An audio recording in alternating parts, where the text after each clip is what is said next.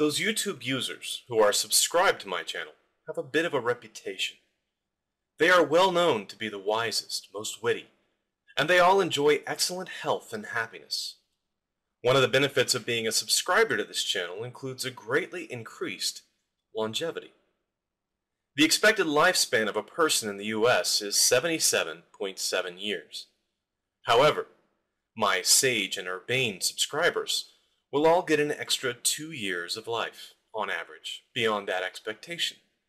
It's almost certainly the benefit of watching my videos, loaded as they are with good advice and scientific knowledge.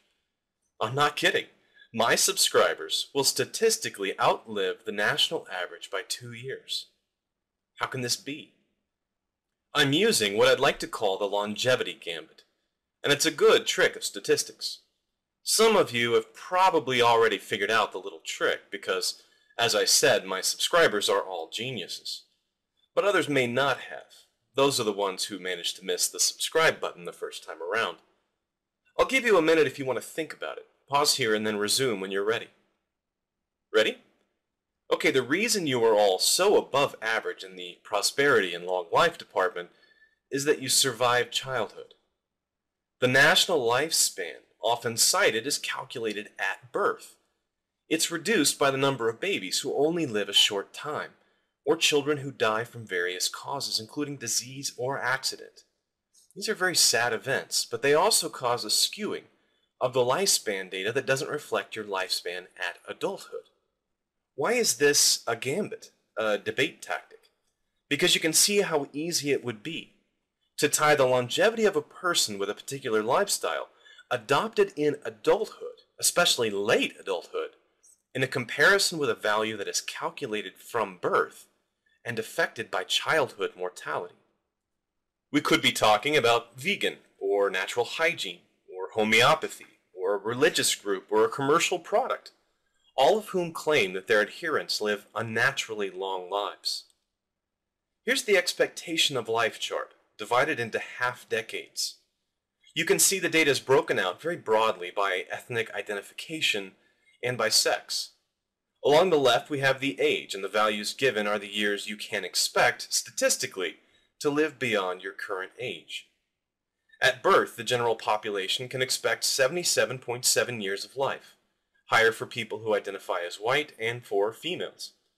Now we slide down the chart a bit, and we find that at age 20, the general population who survived to college age can expect to live to 78.6 years, not quite an extra year of life. As we continue down the chart, we see that by age 30, your life expectancy has increased to 79.2, possibly as a result of deaths in the young and reckless phase of adult life, especially car accidents. And if you make it to age 45, your life expectancy hits 80 years for the first time. If you survive all the way to 70, on the other side of the first heart attack phase of life, you can expect to make it to 84. Sadly, the disparity between those who identify as white and those who identify as black is most dramatic between birth and their first year, and then again in their 40s when the chronic diseases of middle age begin to take their toll.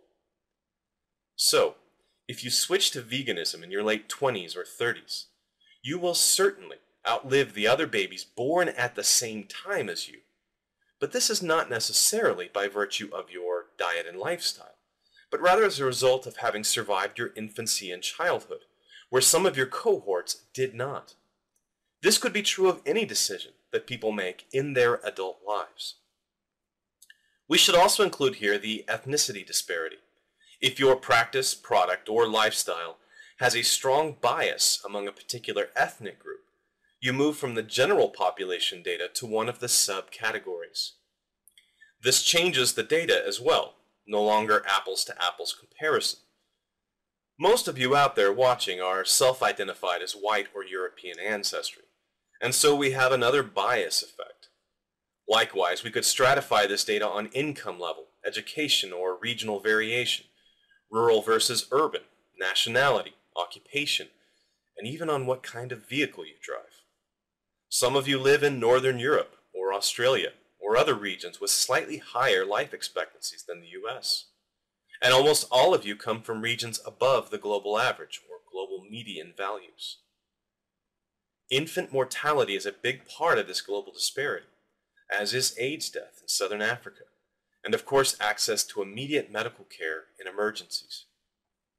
Longevity turns out to be a very tough nut to crack, statistically, anytime a behavior or group is linked to other risk behaviors. For example, vegans in the US are much more likely to identify as white or Indian, as well as wealthy and urban, and as such they have very different expectancy of life profiles.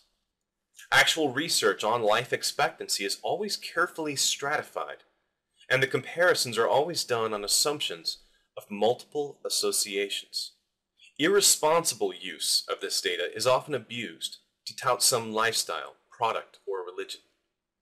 So if someone tells you that vegans or fruitarians or sun worshippers or badminton players or wheatgrass drinkers or people who own a Ferrari live longer than the national average, I hope you will laugh in their face.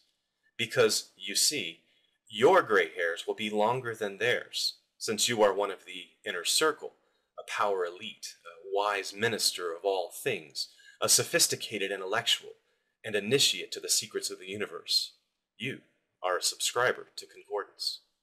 Thanks for watching. Every cell of each plant and animal contains genetic information coded onto the DNA molecule.